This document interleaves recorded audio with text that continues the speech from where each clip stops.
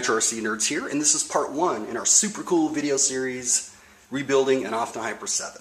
This is our very first hobby grade Nitro RC car. We actually had an Exceed, but that thing sucked. It broke if you sneezed at it.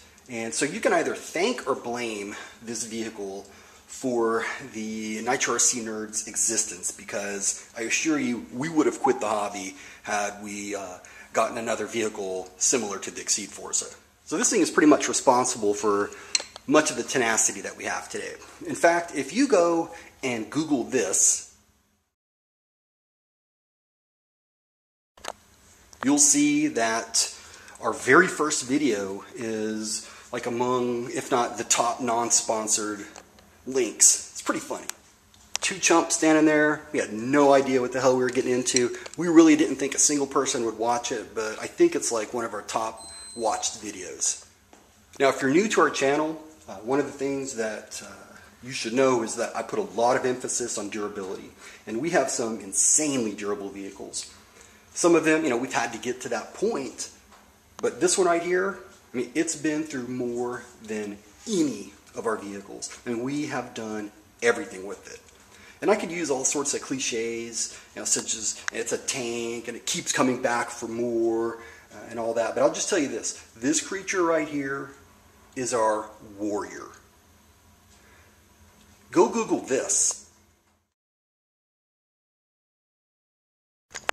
And that's just a small sampling of what this has been through. That's like 5%. But it's something. It gives you an idea of what we've done to this. And for you Savage guys out there, and remember, I am one, because I love the Savage. You're probably not going to like to hear this, but this Buggy, out of the box, compared to the Savage out of the box, this Hyper 7 is twice as durable. I have no vested interest either way. As always, I'm just calling it like I see it. So what do we want to do with this? Durability, as I noted, is not a concern. And on most rebuilds, such as the Savage right here, that's what you focus on, is durability. And, I can assure you that I'm getting this, on a side note, I'm getting this thing durable as hell. There's no doubt about that. It's definitely getting there. But for this, first and foremost, we want to make sure, we're going to keep it a basher. It's one of those rare buggies that was designed, in my opinion at least, to be a basher. And by that, it doesn't really do one thing exceptionally well, but it's durable. It doesn't break, or it's hard to break. So the current state on it, while I haven't cracked it open, I do have my pulse on its overall condition. We had it out at the track a few weeks ago just to run it, and obviously, I didn't tear up the track. Nothing broke, so going back again to its durability aspects, just phenomenal. I have put on a OS 0.25 XZ engine. I got it fitted a few weeks ago, got it started up. Wasn't able to really open it up or anything because of the stock tank on it had a leak. So what I've done now, I've just put on a hot bodies tank. Fits pretty good. Of course, I do have a brand new stock tank for it when I do the actual rebuild. See in this short clip here, I took it out. It's in dire need of a retune, obviously, but nonetheless, it was still screaming its tits off.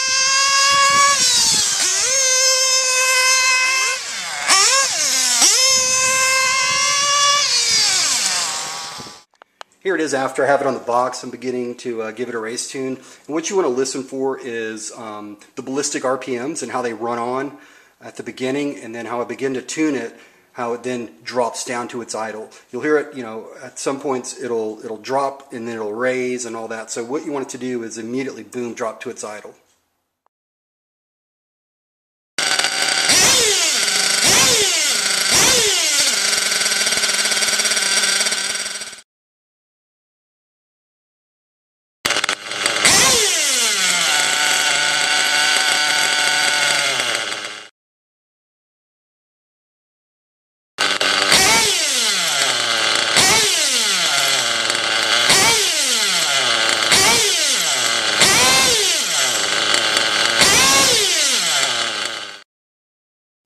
You're going to have to wait for an upcoming video to see it actually tuned and going, but I can tell you, now that I got a nice little tune on it, man, oh my God, it was just throwing this thing around like a rag doll.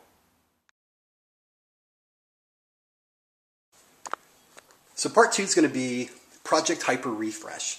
And I'm calling it that because way back in the day, I read this blog that this guy put up about his Hyper 7 rebuild. And he called it Project Hyper Fresh. And I was still very new to the hobby, of course, and I remember thinking to myself, man, one day I want to be able to do something like that. And of course, looking at it now, it's a very simple rebuild, but the important point here is that this guy, he inspired me. So here's how I like to approach rebuilds. I think the best thing that you can do for your vehicle is keep it like new, or really better than new. That's your baseline. So part 2 I'm going to call Project Hyper Refresh. And this is going to be obviously in honor of that guy's Project Hyper Fresh. And that you're going to see me refresh this buggy right before your very eyes. It's going to be in new condition. Hopefully it'll be in better than new condition, because I'm going off on it. Starting with this right here, a new chassis, ground up. And then part 3 is getting our bash on.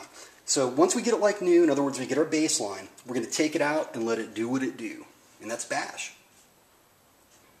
This will allow us to analyze areas where Andrew and I think it can perform better.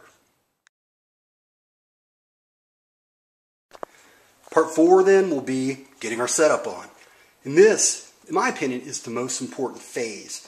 And we'll get the vehicle in what the kids call, I guess we'll get it, dialed?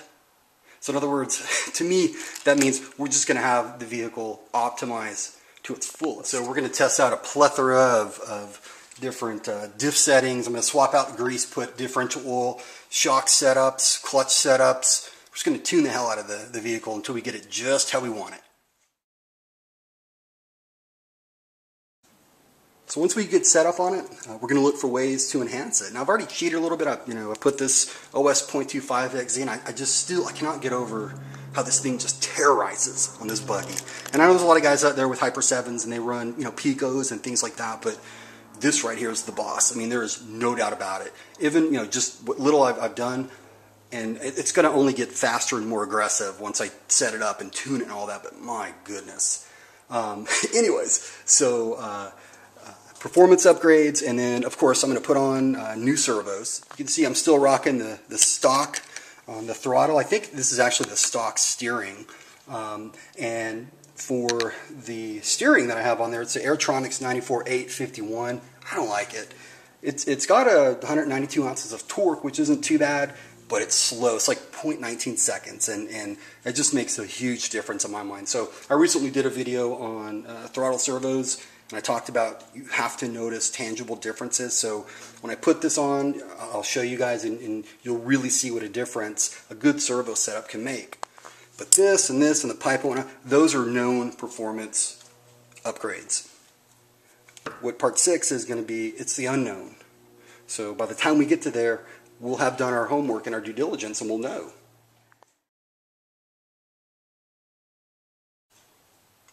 Then the final video in this series will be OFNA Hyper 7 Review Part 2.